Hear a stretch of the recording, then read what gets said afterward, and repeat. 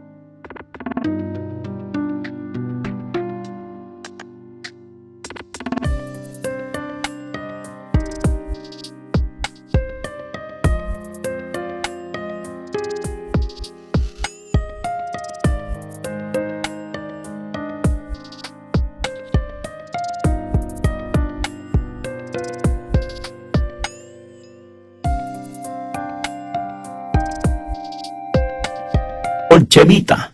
Se ríen, danzan, fornican, mienten, estafan, procuran llegar a la cúspide del éxito, pero no dedican ni uno solo de sus pensamientos a Dios. Parece que estamos cloroformados, atontados, anestesiados por el espíritu de la época presente. Sin embargo, el diluvio se aproxima. El juicio de Dios es inminente, y cuando eso suceda, todos los que estén fuera del arca, o sea, todos los que no tengan a Cristo en sus vidas, perecerán eternamente. Pero en la actualidad muchos se comportan exactamente como en los días de Noé, porque mientras Noé construía el arca en la cual su familia y él se salvarían, no dejaba de predicar acerca del inminente juicio de Dios. ¿Y qué es lo que hacía la gente inconversa? Se burlaba de él y su mensaje. Muchos decían, probablemente, que Noé no era más que un viejo decrépito que, debido a su edad, tenía alucinaciones religiosas. En segundo lugar, la severidad de su retorno. ¿Por qué o para qué Jesús regresa? Leamos Judas 15. Para hacer juicio contra todos. El Señor regresa como juez. La primera vez Él vino como Salvador, la segunda vez vendrá como juez. Y usted tendrá que enfrentarlo como su Salvador o como su juez. Pero usted estará delante de Él. Es más, un día usted doblará sus rodillas delante de Jesús. Anote al margen Romanos 14:11. Vivo yo, dice el Señor, que ante mí se doblará toda rodilla y toda lengua confesará a Dios. Un día todos los seres humanos confesarán que Jesucristo es el Señor y serán salvos. Otros negarán que Jesucristo es el Señor y serán condenados. Porque si usted no se ha arrepentido de sus pecados, Jesús no será su Salvador, sino su juez. Y cuando Jesús regrese, su alma se reincorporará a su cuerpo para estar frente a Jesús en el día de juicio, porque el Padre le ha dado autoridad a su Hijo para que sea el juez. Escúcheme, el mismo Señor Jesucristo que hoy quiere ser su Salvador, si usted no lo acepta, un día será su juez. Sea que usted lo acepte o no, la primera vez Él vino para redimir, la segunda vez vendrá para juzgar, y su juzgamiento totalmente imparcial será muy severo. Y es precisamente debido a la severidad de su juicio que Él no ha regresado todavía. El apóstol Pedro dijo, el Señor no retarda su promesa, sino que es paciente para con nosotros, no queriendo que ninguno perezca, sino que todos procedan al arrepentimiento. Y esto está muy bien ilustrado en la vida de Enoc. Recuerde que Enoc caminó con Dios después de haber engendrado a Matusalén. Y cuando Enoc tuvo a su pequeño hijito en sus brazos, no tenía ni la menor idea de lo significativa que iba a ser esa vida. ¿Sabe lo que significa ese nombre? Matusalén. No solo el nombre es fuera de lo común, sino también su significado. Matusalén quiere decir literalmente, cuando muera, será enviado. ¿Le pondría usted ese nombre a un hijo suyo? Probablemente no. Cuando muera, será enviado. Y surge una pregunta lógica. ¿Qué será enviado? Pues el diluvio. Dios le dio a Enoc no solo inspiración, sino también revelación de lo que Dios, iba a hacer. Es como si Dios le hubiera dicho a Enoc: cuando tu hijo muera, entonces enviaré juicio sobre la tierra. Y alguien seguramente me preguntará: Pastor Rogers, aunque ese sea en hebreo el extraño significado del nombre Matusalén, ¿cree usted en verdad que Dios envió el diluvio después de la muerte de Matusalén? Absolutamente. De hecho, cualquiera de ustedes con su Biblia y un conocimiento básico de aritmética puede comprobarlo. El diluvio fue una realidad después de la muerte de Matusalén. ¿Entiende por qué Matusalén vivió tantos años? Porque Dios, que es paciente para con nosotros, no quiere que ninguno perezca, sino que todos procedan al arrepentimiento.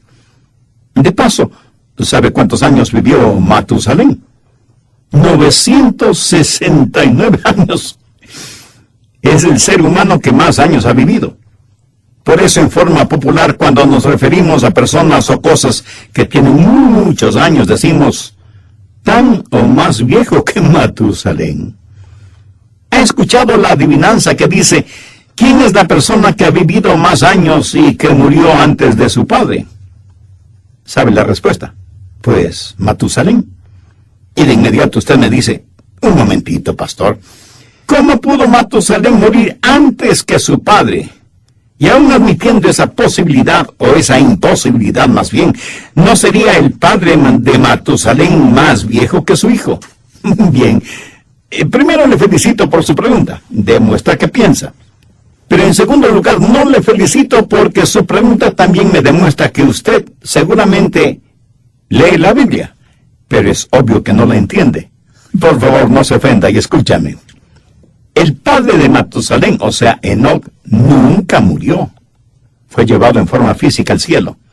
¿Entiende ahora por qué el hombre más viejo que haya vivido, Matusalén, murió antes que su padre Enoc? No fue difícil la respuesta, ¿verdad?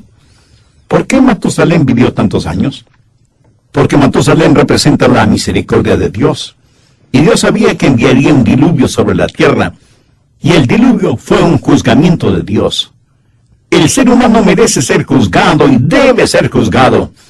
Pero Dios retarda ese juzgamiento y le da al hombre otro minuto, otra hora, otro día, otra semana, otro mes, otro año para que se arrepienta. Pero un día Matusalén murió y el juzgamiento de Dios por medio del diluvio se hizo presente. Mi amigo, uno de estos días la misericordia de Dios dará paso a su juzgamiento. En el tiempo de los apóstoles, la gente se burlaba de ellos y del mensaje que predicaban, sobre todo lo que tenía que ver con la segunda venida del Señor, y decían: ¿dónde está la promesa de su advenimiento? Porque desde el día en que los santos padres durmieron, todas las cosas permanecen así como desde el principio de la creación. Y se mofaban de los apóstoles y de sus enseñanzas. ¿Qué les contestó Pedro? El Señor no retarda su promesa, sino que es paciente para con nosotros, no queriendo que ninguno perezca, sino que todos procedan al arrepentimiento. Pero el día del Señor vendrá. Dios no ha olvidado su promesa. Jesús regresará y regresará para juzgar. Mientras tanto, Dios está esperando. Dios está pidiendo. Dios está anhelando. Dios está hablando para que procedamos al arrepentimiento, porque Dios nos ama y quiere salvarnos. Y así como el diluvio llegó en los días de Noé, así de seguro es el juicio de Dios que vendrá.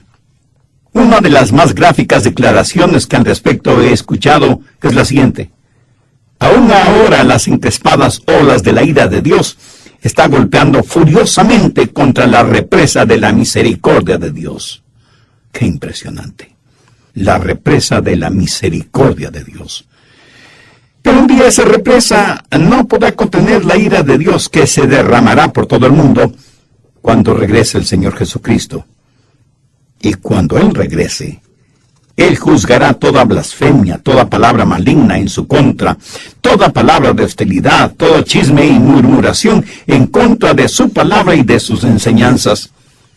Juzgará las frases arrogantes, las actitudes orgullosas, las palabras hipócritas, el culto a la personalidad de los hombres, el desdén por las cosas de Dios y el rechazo de su palabra. Juzgará toda apostasía. Pero no solo habla de la seguridad de la segunda venida de Cristo, sino que habla también de la santidad de su regreso. Al final de Judas 14 leemos: vino el Señor con sus santas decenas de millares. Ahora, ese no es un número definido, pero significa una multitud que nadie puede enumerar. Algunas paráfrasis dicen: vino con miríadas de sus santos. Amigo, es bueno que usted entienda lo siguiente acerca del regreso del Señor. Primero, Él viene por nosotros, y segundo, nosotros venimos con Él. En el evento conocido como el rapto, Jesús viene por nosotros, y luego nosotros venimos con Él. Busque Apocalipsis 19:14. Y los ejércitos celestiales, vestidos de lino finísimo, blanco y limpio. Y el profeta Zacarías escribió: y vendrá Jehová mi Dios, y con Él todos sus santos. Y el apóstol Pablo, escribiendo a los colosenses, les dijo: cuando Cristo nuestra vida se manifieste, entonces vosotros también seréis manifestados con Él en gloria. Ahora escúcheme atentamente. Habrá millones de seres humanos que estarán en la tierra durante la gran tribulación, y que se volverán esclavos del anticristo. Y el Señor vendrá a juzgar a los apóstatas, siendo el principal de ellos el mismo Satanás. Y el Señor establecerá su reino, y gobernará y reinará con justicia. El reino de Dios vendrá. ¿Cuántas veces hemos orado que cierto? Mi amigo, la voluntad de Dios será hecha, y ni todos los diablos del infierno podrán impedirlo. El profeta Habacuc escribió: porque la tierra será llena del conocimiento de la gloria de Jehová, como las aguas cubren el mar. La santidad de su retorno. Él vendrá con sus santos, y la Biblia dice que con sus santos gobernará la tierra, y que nosotros juzgaremos aún a los ángeles. El final de todo este asunto es que Jesús regresará, y es mejor que usted decida ahora en qué lado de la batalla usted va a estar. Anhelo que todos podamos decir lo que muchas veces cantamos: Jesús vendrá con trompeta de Dios, y cuando venga, que nos encuentre seguros en Él, vestidos y cubiertos con su justicia, sin manchas ni faltas, para ser dignos de estar frente a su trono. Se cuenta de un pastor quien por algún asunto fue a la estación del tren, y ahí vio una parábola de la vida. Observó que al llegar el tren había gente que llegaba y gente que les estaba esperando. Saludos, abrazos y hasta besos de bienvenida. Y creo que lo mismo sucede en los aeropuertos o en cualquier estación de transporte público. Yo mismo, cuando viajo por tierra o por aire, me gusta observar a las personas que están dando la bienvenida a alguien. Y cuando mi esposa y yo viajamos juntos, en lo posible solicitamos asientos que estén juntos. Y a veces viajamos en diferentes asientos, pero cuando salimos nos esperamos el uno al otro para estar juntos, saludar a familiares y amigos que hayan ido a recibirnos, y hay alegría, abrazos, besos. Y yo aprovecho también para besar a mi esposa. Pero volvamos al asunto del pastor en la estación del tren. En medio de todo ese gentío, vio a un hombre encadenado a otro hombre, un oficial de policía. Evidentemente el policía lo estaba llevando a prisión. Vio también a una joven esposa y un pequeño niño, quienes con lágrimas y sollozos se aferraban a ese esposo y padre que iba rumbo a la cárcel. Y el pastor pensó en lo paradójico de todo eso. El mismo tren que trajo alegría, felicidad y gozo a muchos, trajo también lágrimas, dolor y angustia y separación a otros. La segunda venida del Señor será así. ¿Es usted salvo o salva? Si lo es, el regreso de Cristo significará gozo y alegría inexplicable para unos. Si no lo es, el regreso del Señor significará inútiles lágrimas, tardío pesar y eterna condenación para otros.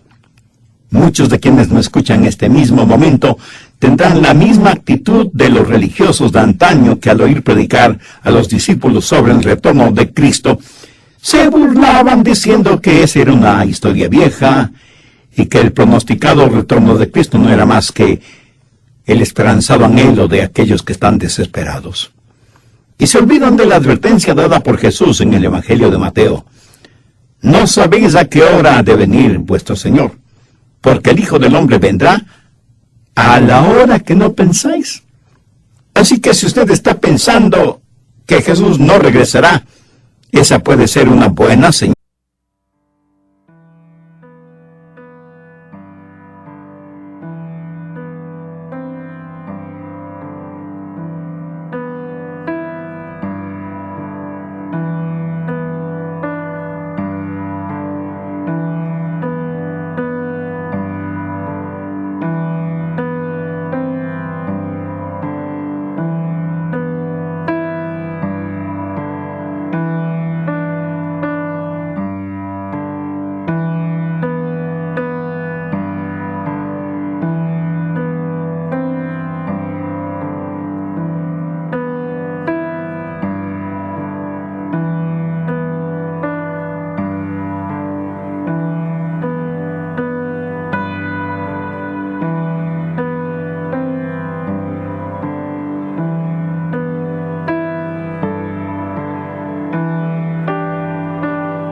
Palabra de Dios. Cree en el Señor Jesucristo y será salvo. ¿Ha hecho usted esa decisión espiritual? Si hasta ahora no la ha hecho, ¿no le gustaría hacerla ahora mismo? Si es así, yo voy a orar una sencilla oración para que le sirva a usted de guía. Pero usted ore con sus propias palabras, diciéndolas con fe, con sinceridad, con convicción. Señor Dios, me parece increíble que se me haga tan difícil el conversar contigo. Pero aquí estoy reconociéndome pecador y perdido, confiando